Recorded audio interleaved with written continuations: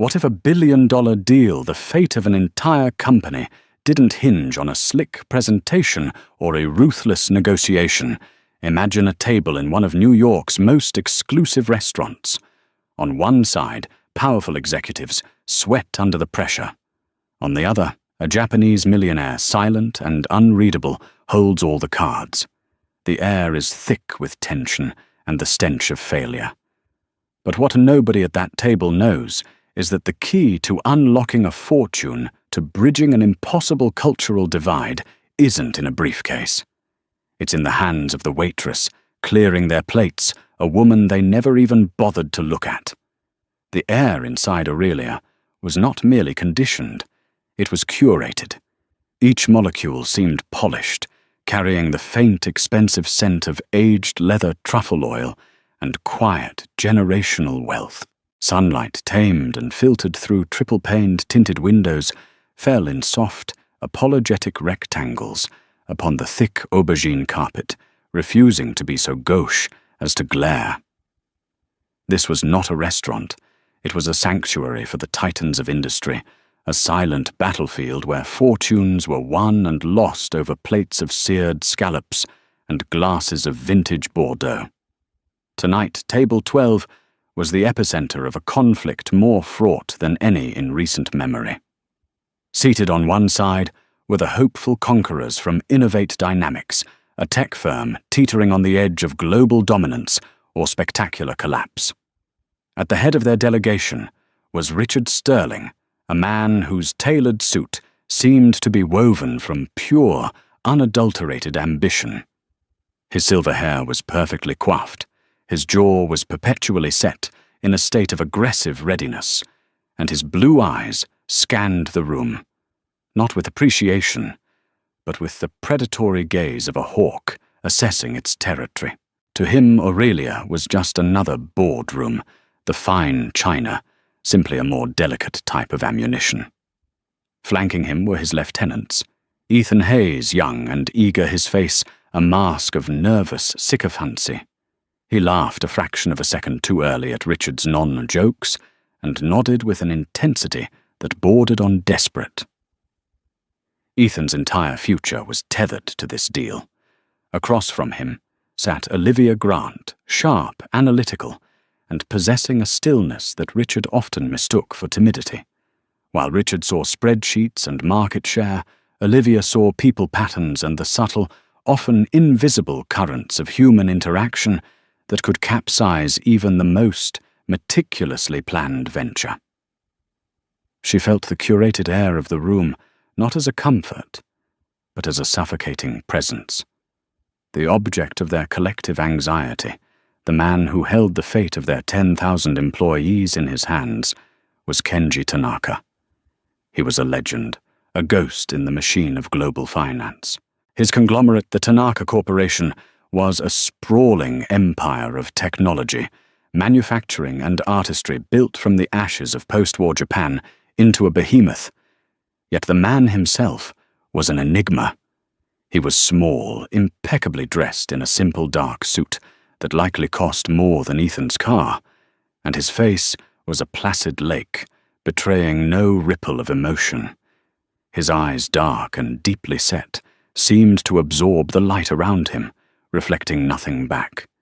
He had not spoken a single word of English since his arrival. His only communication came through his aide, Mr. Saito, a man who seemed carved from granite, his posture ramrod straight, his expression impassive. Saito's translations were brief, clipped, and devoid of any nuance, turning the already tense atmosphere into a vacuum. This dinner was the culmination of 6 agonizing months of long-distance negotiations, legal wrangling, and logistical nightmares. The deal was a merger, an acquisition. The specific term depended on who was speaking. For Innovate Dynamics, it was a lifeline, an infusion of capital and access to the Asian market that would make them untouchable. For Tanaka, his motives were like the man himself, inscrutable. Moving between the tables, a phantom in a crisp black uniform, was Clara Rossi. To the patrons of Aurelia, she was part of the decor, a functional entity who appeared with water and disappeared with empty plates. Her movements were fluid and economical, born of years spent navigating crowded high-pressure environments. At 29, her life was a world away from the gilded cage she served. It was a life of 2 jobs of taking extra shifts to help her younger brother through college of late-night bus rides, back to a tiny apartment in Queens that smelled of her neighbors' cooking. But Clara carried a secret history within her. Her grandmother, a woman she had adored, was a second-generation Japanese immigrant who had filled Clara's childhood with stories of the old country, with the aroma of green tea and the complex, beautiful cadences of her native tongue. She had taught Clara the language not in a classroom, but in a kitchen folding gyoza and tending to a small, resilient bonsai tree on their fire escape. It was a language of proverbs of respect, of subtle honorifics that could change the entire meaning of a sentence. It was a language Clara hadn't spoken regularly in years, but one that was etched into her very soul. As she approached table 12 to refill their water glasses, she felt the tension radiating from it like heat from asphalt. She saw the forced rictus-like smiles of the Americans. She saw the rigid posture of Mr. Sato, and she saw the profound, almost melancholic stillness of Mr. Tanaka. He wasn't just sitting, he was observing, absorbing, and judging. And in his eyes, Clara saw something none of the executives could: a deep, unbridgeable loneliness. She poured the water, her hands steady her presence, unnoticed, a silent witness to a conversation where everything was being said and nothing was being understood. The first course had yet to arrive, but she already knew this dinner was going to be a disaster. The appetizer arrived, a delicate tower of tuna tartar with avocado mousse and a yuzu dressing a dish designed to be as much a work of art as a culinary experience. Richard Sterling saw it as his opening.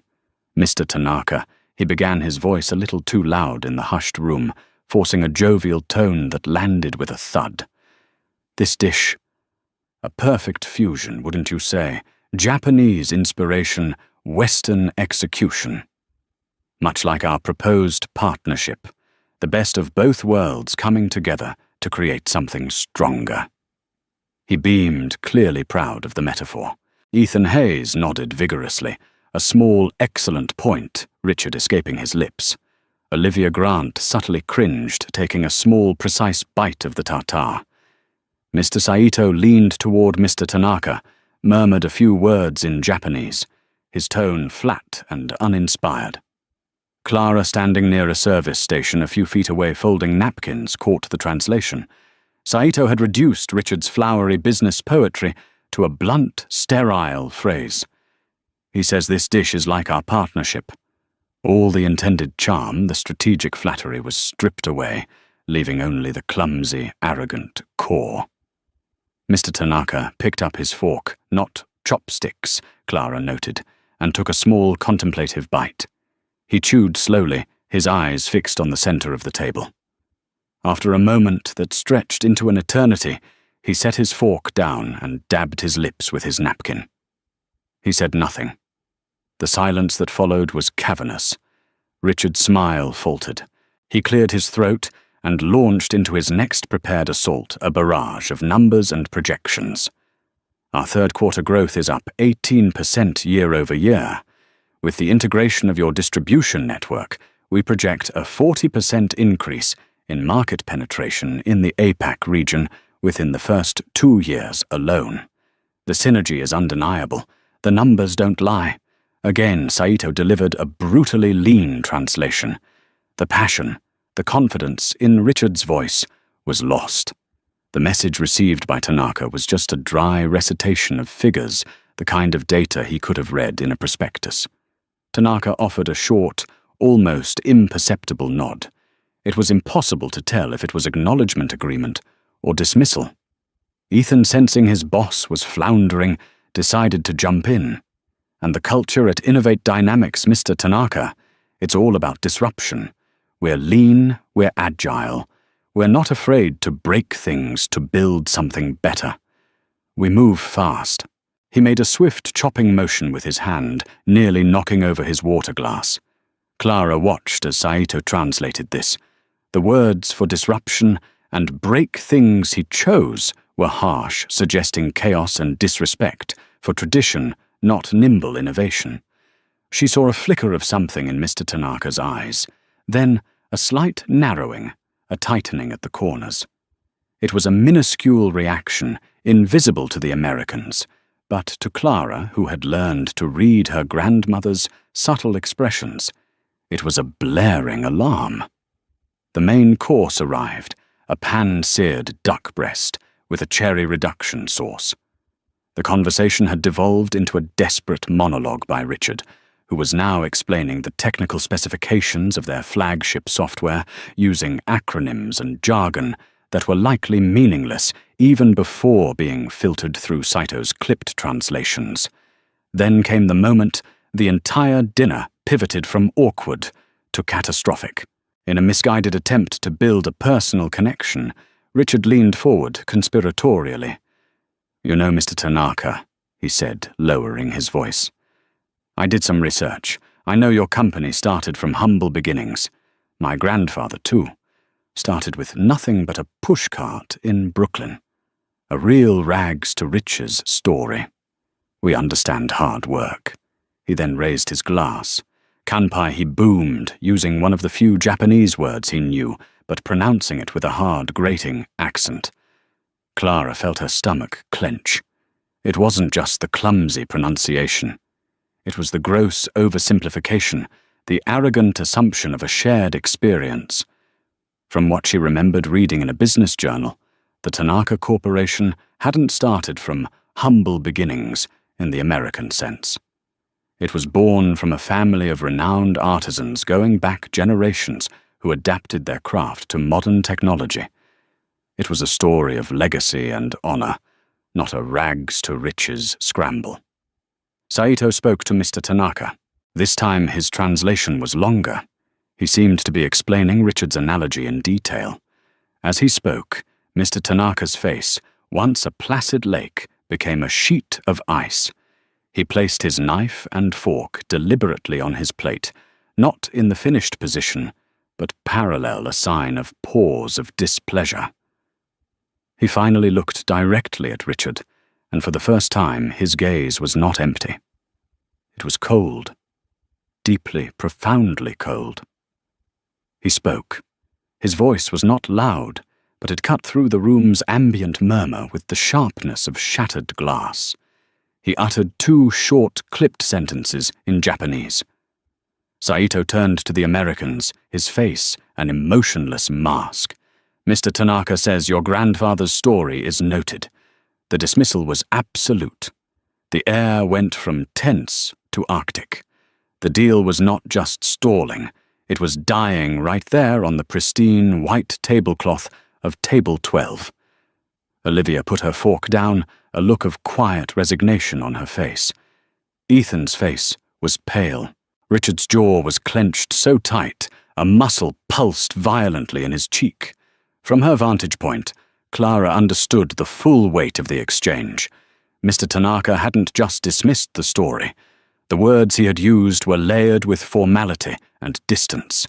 He had essentially drawn a line, creating an impassable gulf between his legacy and Richard's cheap comparison. It was a masterful, devastatingly polite insult, and the Americans were completely oblivious to the artistry of their own execution. They only knew the result, the suffocating final weight of failure. The arrival of dessert, a deconstructed tiramisu, served in a martini glass, did nothing to sweeten the mood. It sat untouched. The energy at the table had curdled. Richard Sterling had fallen silent, his face flushed with a mixture of anger and panic. He was a man accustomed to winning, to bending the world to his will, through sheer force of personality and a loud voice. Confronted with Tanaka's quiet, impenetrable wall, he was utterly neutered. It was then that Mr. Tanaka began to speak again. He wasn't addressing the Americans. His gaze was distant, fixed somewhere beyond the tinted windows, beyond the Manhattan skyline. He spoke softly in Japanese, his tone completely different from before. The cold, sharp formality was gone. In its place was something softer, more wistful. It was a quiet, flowing monologue. Richard looked at Saito, expecting a translation. "What's he saying?" he demanded, his voice, a harsh whisper. Saito hesitated for a moment, a flicker of uncertainty crossing his stoic face. He seemed reluctant to translate. "He is making an observation about the season." The season, Ethan squeaked, utterly bewildered. "What about the season?" "It is not relevant to our discussion," Saito said dismissively, a clear signal to drop the subject.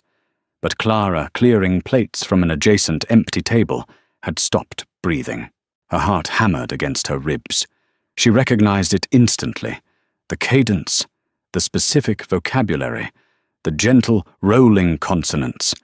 It wasn't the standard, crisp Japanese of Tokyo news broadcasts, or the formal language of business. It was a regional dialect. Specifically, it was the Kansai dialect from the area around Kyoto, the very dialect her grandmother had spoken, a language infused with a more poetic, earthy sensibility. And the words he was speaking were tearing a hole in her professional composure. He wasn't just making an observation about the season. He was speaking of the cherry blossoms. But he was using archaic poetic terms to describe their fleeting nature. He spoke of mono no aware, the poignant, bittersweet awareness of the impermanence of things. He mentioned a garden, a stone lantern covered in moss, and the scent of rain on dry earth. He wasn't talking about business at all. He was painting a picture of his home, of a place that held deep meaning for him. Clara understood everything in a blinding flash of insight. Kenji Tanaka was not an unfeeling corporate robot. He was a man deeply rooted in a culture that the Americans, with their talk of disruption and moving fast, had shown zero respect for. They saw him as a bank vault to be cracked open. They had come prepared with financial data, but had failed to bring an ounce of human understanding. The deal wasn't failing because of a bad quarterly report or a weak proposal. It was failing because of a profound clash of souls. Tanaka felt disrespected, not by a single insult, but by their entire shallow materialistic approach. His monologue was not a sign of dementia or disinterest. It was an expression of profound homesickness and disillusionment. He had crossed an ocean to meet with men who he felt had no soul, and in this gilded cage, surrounded by strangers who wanted his money but not his wisdom, he had retreated to the only place he could find solace, the memory of his grandfather's garden in Kyoto. Mr. Saito's refusal to translate was now clear to Clara. To translate Tanaka's poetic lamentations would be to expose his boss's vulnerability, to reveal the deep emotional core that the American business world would perceive as weakness. Saito was protecting his master's dignity, but in doing so, he was cementing the very misunderstanding that was killing the deal. He was building the wall higher. A reckless, terrifying idea began to form in Clara's mind. It was insane. It would get her fired. It would violate every rule of her job, every protocol of this temple of fine dining. Mr. Peterson, the restaurant's manager, a man with eyes like a hawk and a demeanor to match, was already watching their table with a concerned frown from across the room. Any deviation from perfect invisible service would bring his wrath down upon her.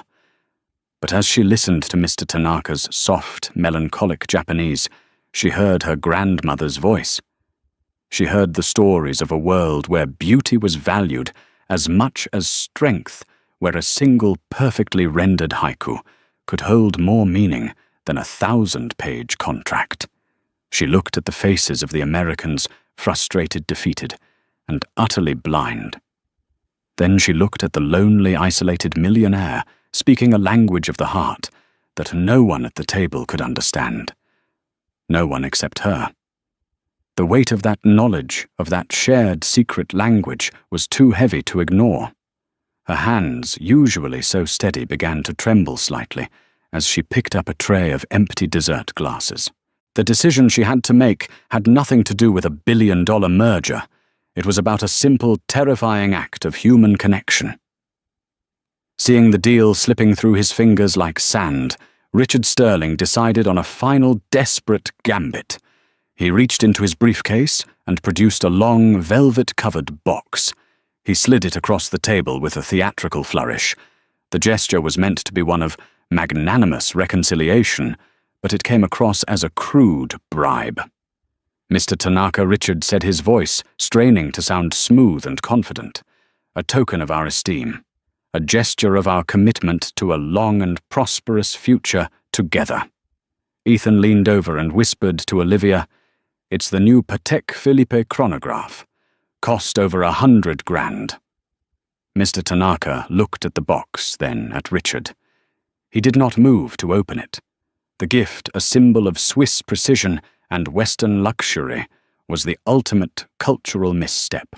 To a man like Tanaka, whose own company produced timepieces renowned for their understated elegance and artistic heritage, this flashy, ostentatious offering was not a gesture of respect.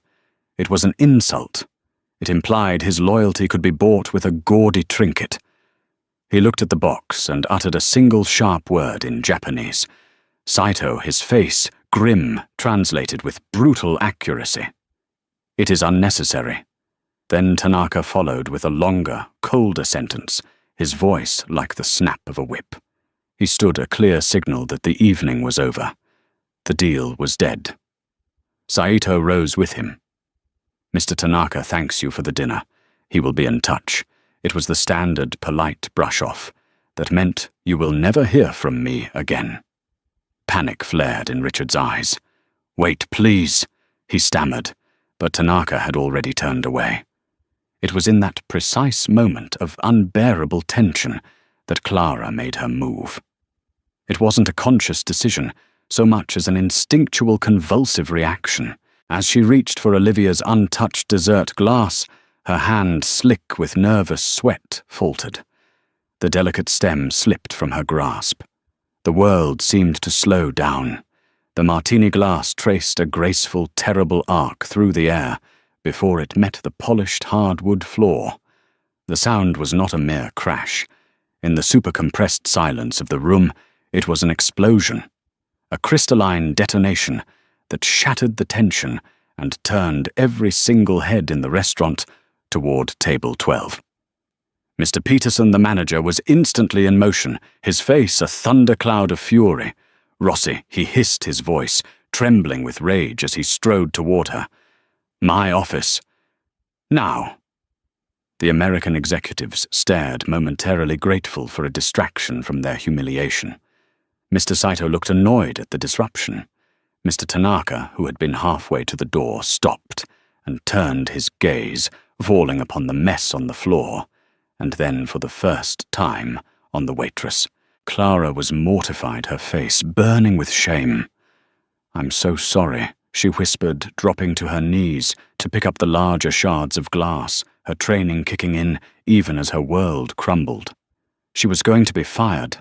After all her hard work, all the sacrifices, she would be jobless because of one clumsy mistake. But as she knelt there, her eyes met Mr. Tanaka's, and in that split second, the insane, reckless idea from before resurfaced, no longer a choice, but a necessity. The dam of her professional restraint broke. Looking directly at the Japanese millionaire, ignoring her furious manager and the bewildered executives, she spoke. Her voice was soft, barely a whisper, but it was clear and unwavering. She began with a formal, deep bow of her head, an apology from the soul. "I'm deeply sorry. It was my carelessness." Then she straightened up slightly, her gaze still holding his, and added a single quiet phrase in the beautiful melodic Kansai dialect of her grandmother. It was a fragment of a poem, a proverb about the beauty of broken things. Even in a shattered mirror, the light can reside. The room fell into a profound, bottomless silence. The words hung in the air, delicate and strange. To the Americans and Mr. Peterson, it was meaningless gibberish. To Mr. Saito, it was a shocking, inexplicable breach of every conceivable protocol. But to Kenji Tanaka, it was a lightning bolt. His cold, impassive mask disintegrated. His eyes, for the first time that night, widened in genuine, unadulterated shock. It wasn't just that she had spoken Japanese. It was what she had spoken. The specific dialect, the poetic philosophical phrase, it was a key, turning in a lock he thought long rusted shut. It was a phrase his own grandfather, the founder of his company, used to say, when a piece of pottery would break in the kiln. It was a phrase from the heart of his own history. He stared at the kneeling waitress, this invisible girl in a black uniform, and saw not a clumsy servant, but a mystery. A ghost who had just spoken the secret language of his soul. Forgetting his departure, forgetting the billion-dollar deal, forgetting everything. He took a step back toward the table and asked her a single sharp question in the same dialect. Where did you learn those words? The exchange between the millionaire and the waitress electrified the air at table 12. Richard Sterling looked back and forth between them, his face a comical mask of confusion and fury. What the hell is going on? What did she say? He demanded of no one in particular. Mr. Peterson, who had been about to physically haul Clara out of the dining room, froze in his tracks, his mouth agape. His employee was not only speaking to a guest, but the guest, the most important guest in the restaurant's recent history, was speaking back. Clara, still on her knees amidst the shards of glass, looked up at Mr. Tanaka. His question, "Where did you learn those words?" echoed in her ears. The fear of being fired was suddenly dwarfed by the awesome, terrifying gravity of the moment. She had his complete, undivided attention. She answered him honestly, her voice still quiet, but gaining a new confidence. I learned them from my grandmother. She was from Kyoto. A flicker of understanding, of deep recognition, warmed Tanaka's eyes. Kyoto. The home of his ancestors. The home of his heart. He gestured for her to stand, a small, respectful inclination of his head. As she rose, he spoke again, a torrent of questions in the soft dialect. He asked about her grandmother, about her family, about how she came to be here, in a New York restaurant, carrying the words of his grandfather on her lips. A strange and wonderful conversation began flowing around the stunned figures at the table, as if they were stones in a stream. Clara, her years of service forgotten, answered him. She spoke of her grandmother's small apartment in Queens that always smelled of incense, of the stories of the Gion district of the bonsai tree that was her most prized possession. She spoke not as a waitress, but as the granddaughter of a woman from Kyoto. Mr. Saito watched his professional composure completely shattered. He was a translator, a bridge between two worlds. But this waitress had not just built a bridge. She had revealed a secret passage he never knew existed. He was obsolete, a witness to a form of communication far beyond the scope of his formal training. Olivia Grant leaned forward, utterly captivated. She couldn't understand the words, but she could see the phenomenal shift in the room's dynamics. She saw Kenji Tanaka's entire posture change. The rigid defensive stance melted away, replaced by an engaged, open curiosity. His face was animated, his hands gesturing as he spoke. He was no longer a silent monolith of corporate power. He was a man engaged in a deeply personal and meaningful conversation. "Someone tell me what is happening." Richard finally exploded, his patience gone. It was Tanaka who answered, though not directly. He stopped his conversation with Clara and turned to the table. For the first time all evening he addressed them, speaking in slow, heavily accented, but perfectly clear English.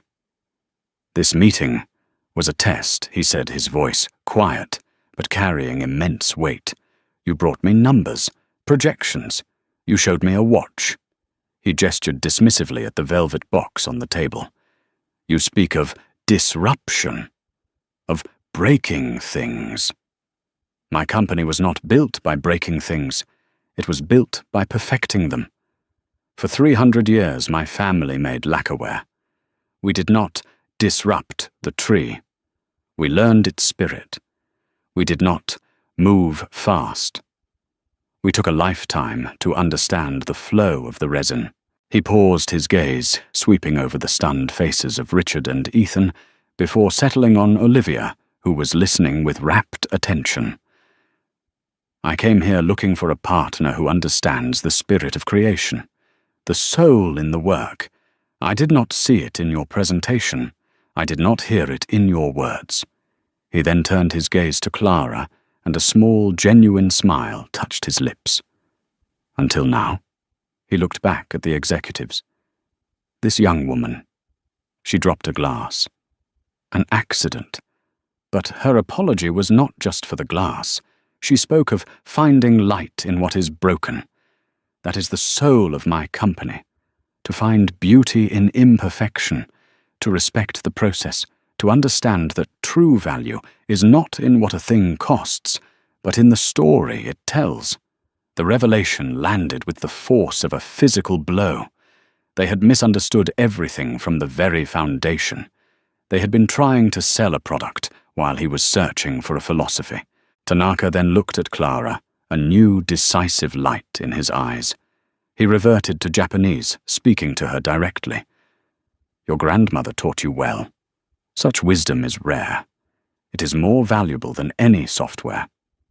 He then said something that made Clara's eyes go wide with disbelief. He turned to Mr. Saito. "Saito-san, please translate for me now. I wish for there to be no misunderstanding." Saito, humbled and a little shaken, nodded. Tanaka looked at Clara. "I would like to offer you a position at my company." Saito translated, his voice laced with awe. "As a liaison. A consultant for my American operations. Your title will be Chief of Cultural Understanding. Your salary will be commensurate with the immense value you have already provided my corporation tonight." Clara swayed on her feet, steadying herself on the back of a chair. The entire restaurant, her furious manager, the billion-dollar deal, it all faded into a roaring in her ears. A job offer from Kenji Tanaka. Her life, a relentless series of double shifts and mounting bills, had just been irrevocably, unimaginably altered by a dropped glass and a line of poetry her grandmother used to recite while mending a chipped teacup. The remainder of the evening unfolded like a scene from a surrealist film.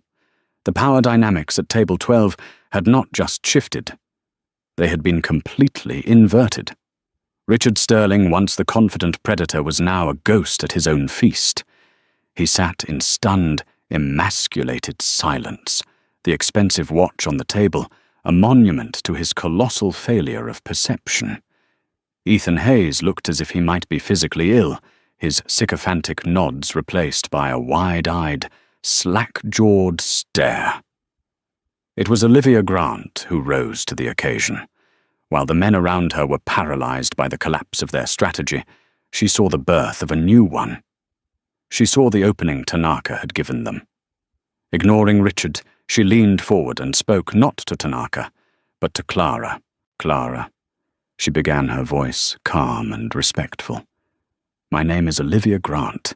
Would you be willing to help us to translate for us? Not just our words, but our intent. We clearly have much to learn." Clara, still reeling from the job offer, looked from Olivia's earnest face to Mr. Tanaka's expectant one. He gave her a slight nod of encouragement. Taking a deep breath, she pulled an empty chair to the table, no longer a waitress, but the most important person in the room.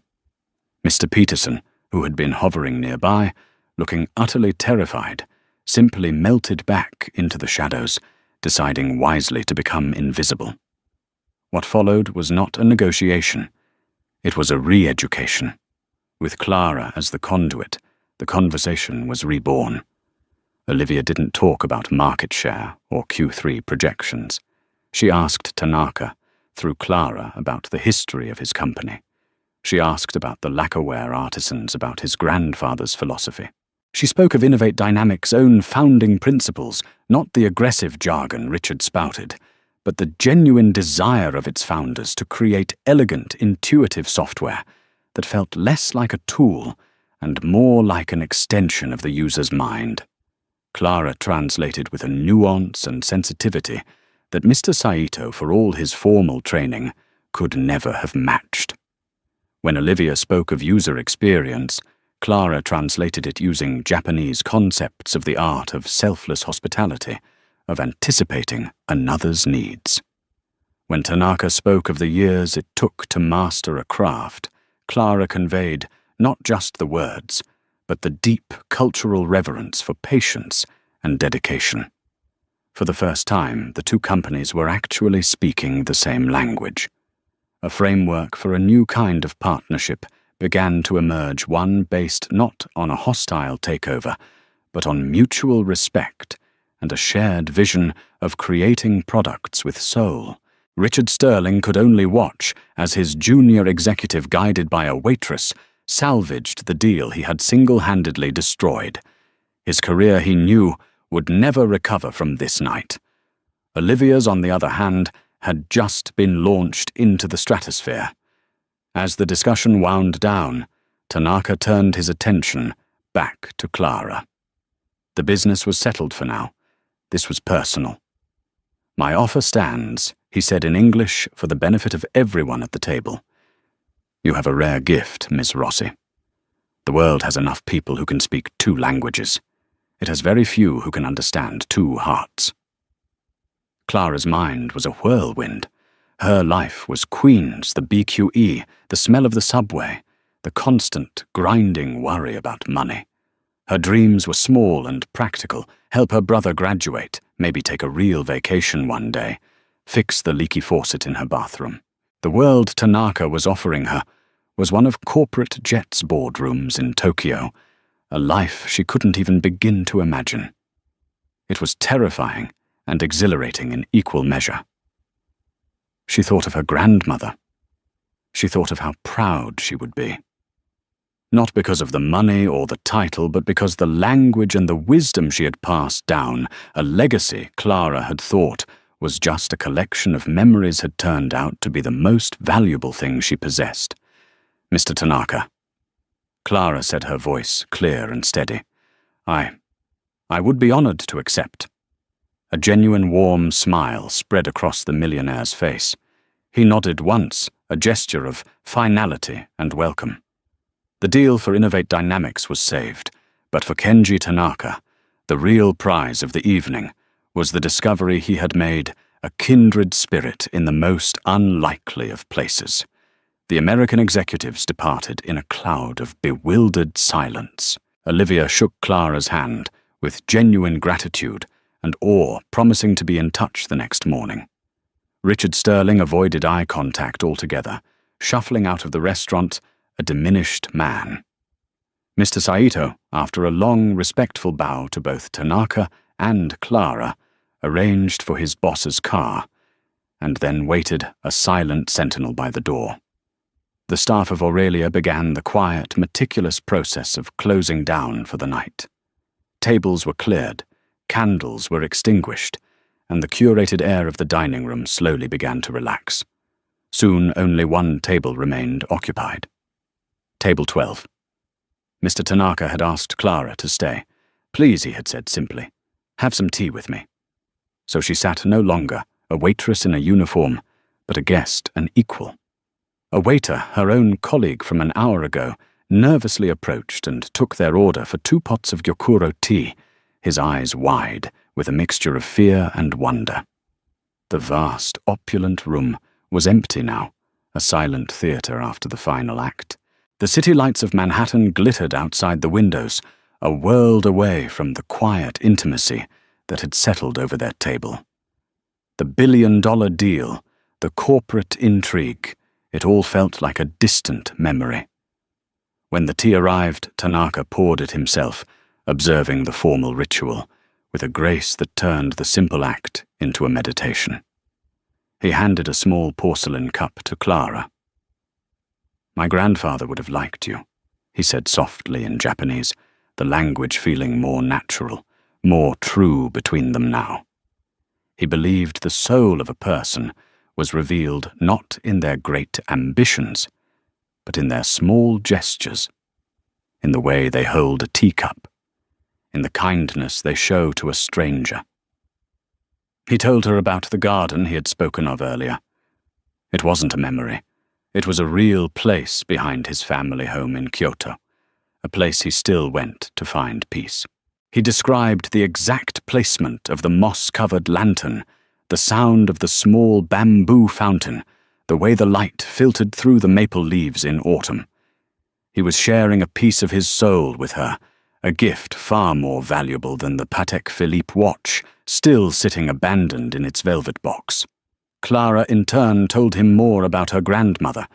She described how the old woman had tried to create her own small piece of Japan in the heart of Queens, with a tiny garden on her balcony and a fierce dedication to the old ways. She confessed that for years she had felt a little embarrassed by it, that she had wanted to be more American to fit in.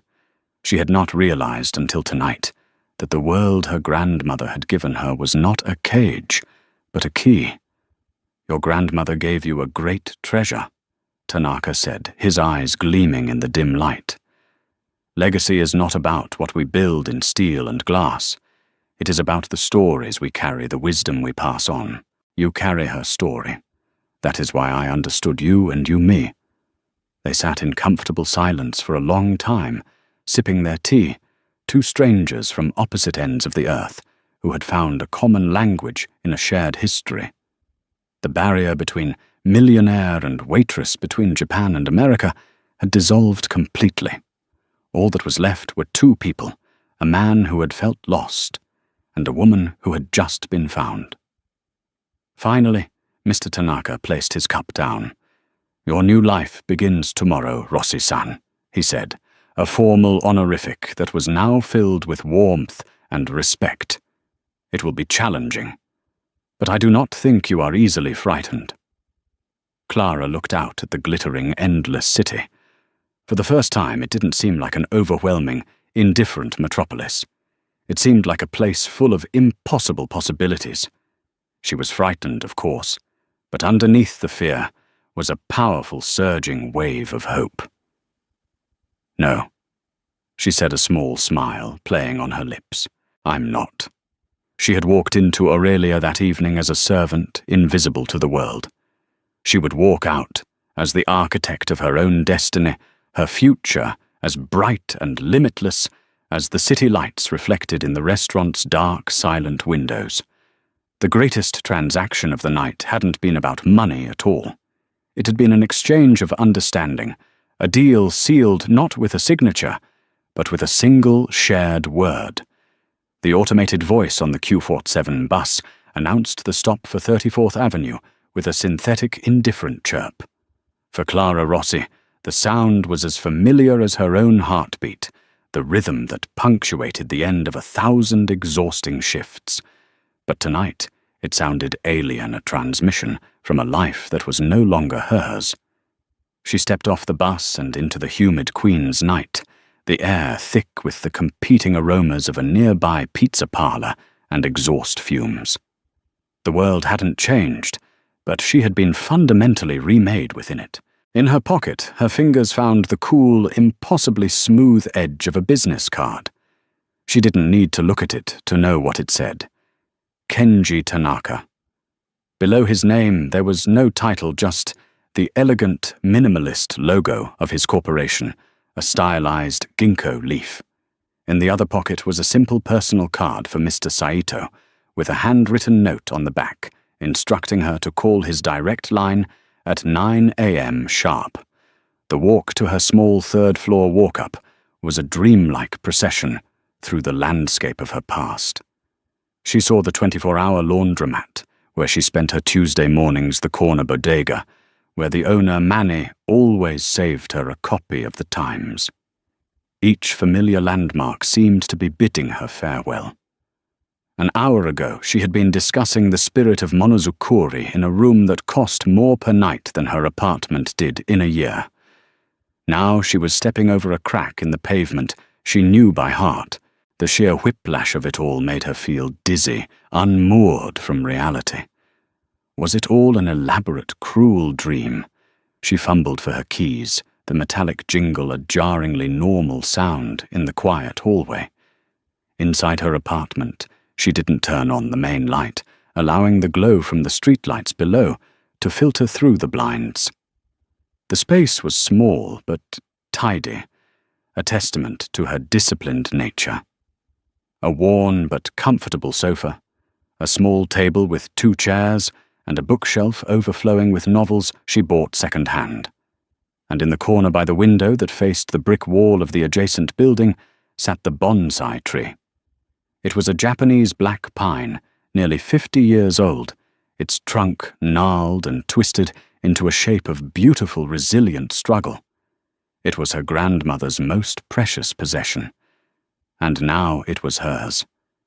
She ran her fingers gently over its rough bark. Even in a shattered mirror, the light can reside.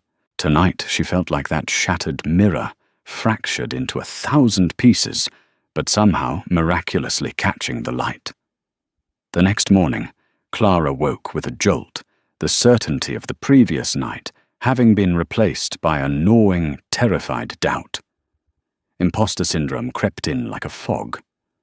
Who was she, a waitress from Queens, to be the chief of cultural understanding for a global conglomerate? She didn't have an MBA. She'd never even been on a plane.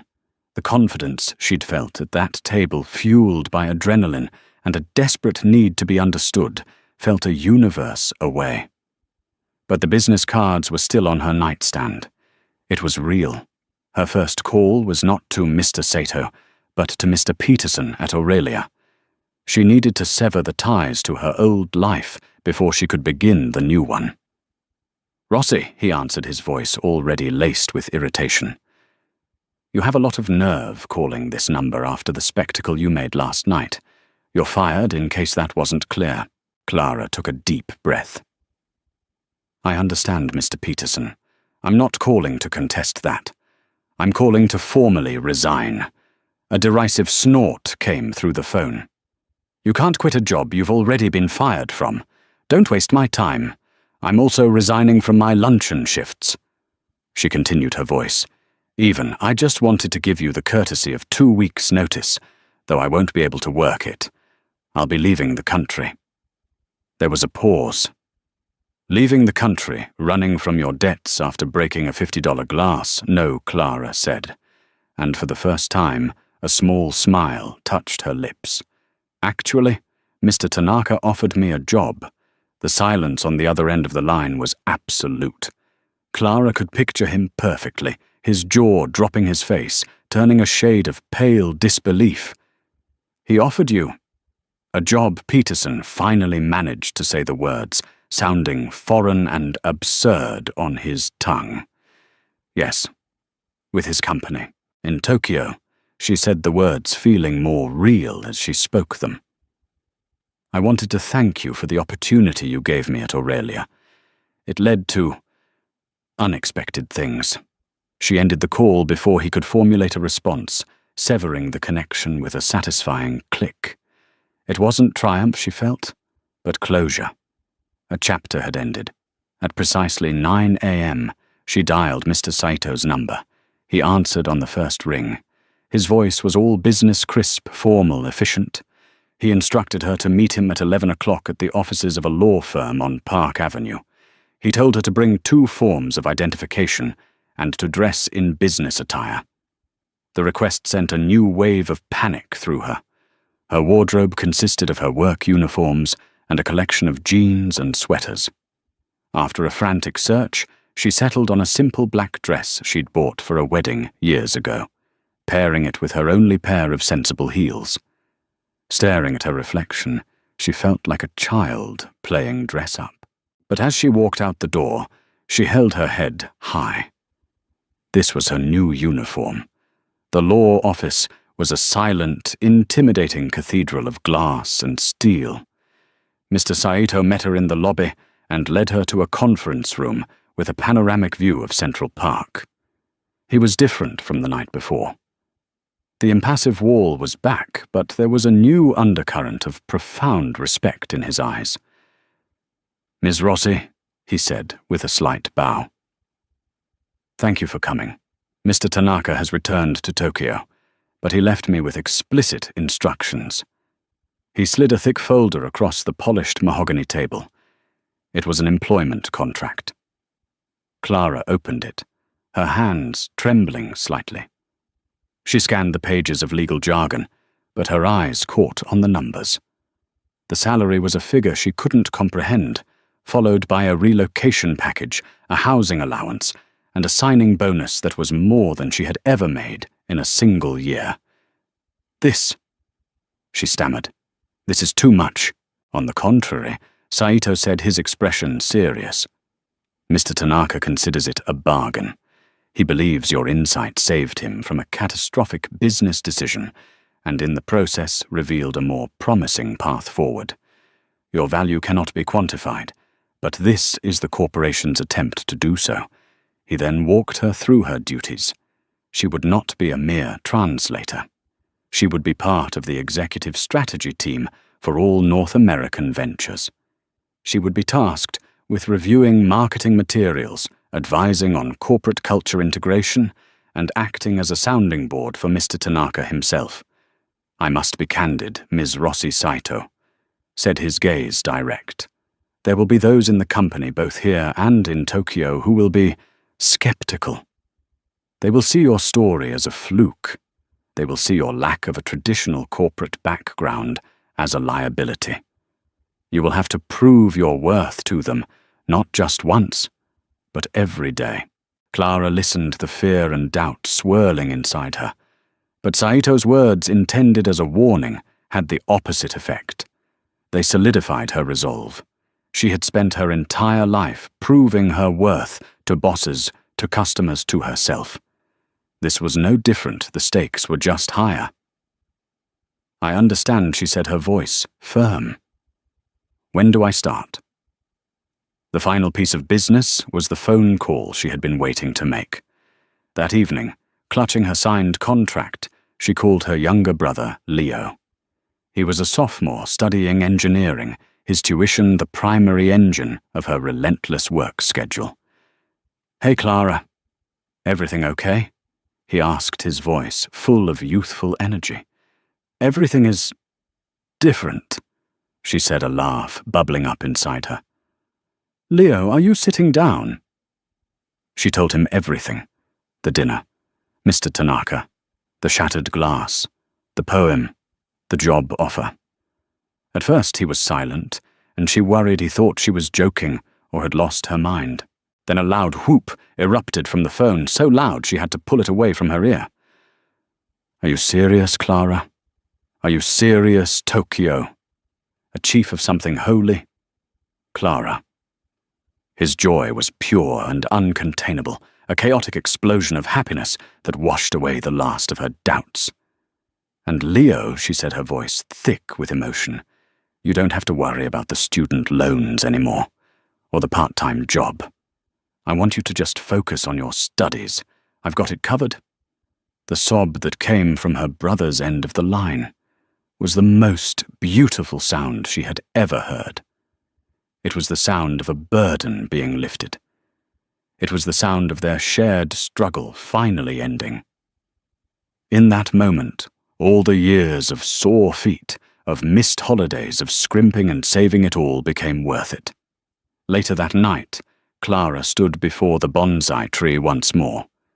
The apartment was quiet. The contract lay on the table, a stark white rectangle, promising a future she had never dared to dream of. She gently misted the pine's needles with water, her movements slow and deliberate, just as her grandmother had taught her. The tree had survived for 50 years by adapting, by drawing strength from its roots, while bending to the forces that shaped it.